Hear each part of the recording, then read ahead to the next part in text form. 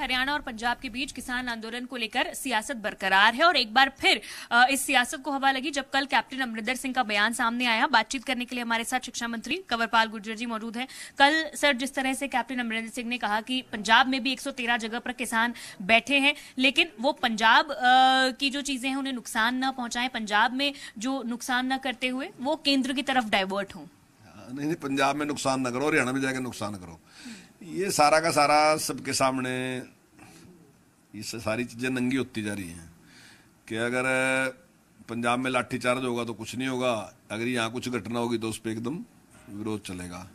पंजाब अगर फसलें नहीं खरीदेगा तो कोई बात नहीं, हरियाणा फसलें खरीदेगा उसके बावजूद भी उसका विरोध होगा।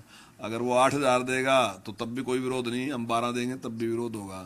तो ये सारी चीजें अब आहिस्ता आहिस्ता सब जो है लोगों की समझ में आती जा रही है कि सारा सारा क्या है। और अभी जाखड़ जी ने भी और वहाँ के माननीय मुख्यमंत्री जी ने भी तो कतई स्पष्ट ही कर दिया कि भाई आपकी समझ में नहीं आई बात, आपको यहाँ नहीं बैठना था, आपको तो हरियाणा में जाके बैठना था।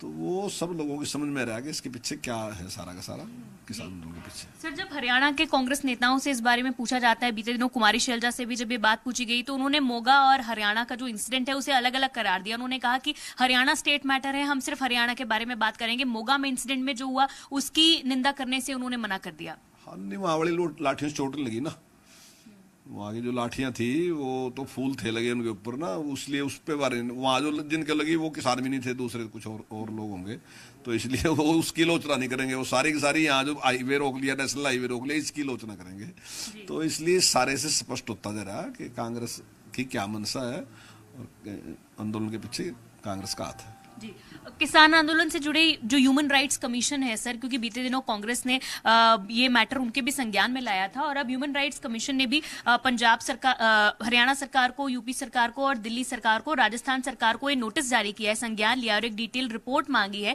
कि जिस तरह किसान आंदोलन की वजह से लोगों को भी समस्याओं का सामना करना पड़ रहा है, कोविड प्रोटोकॉल्स का फॉलो नहीं हो रहा है, इस चीज को लेकर कैसे देखते हैं आप? सरकार को भी नोटिस मिला है।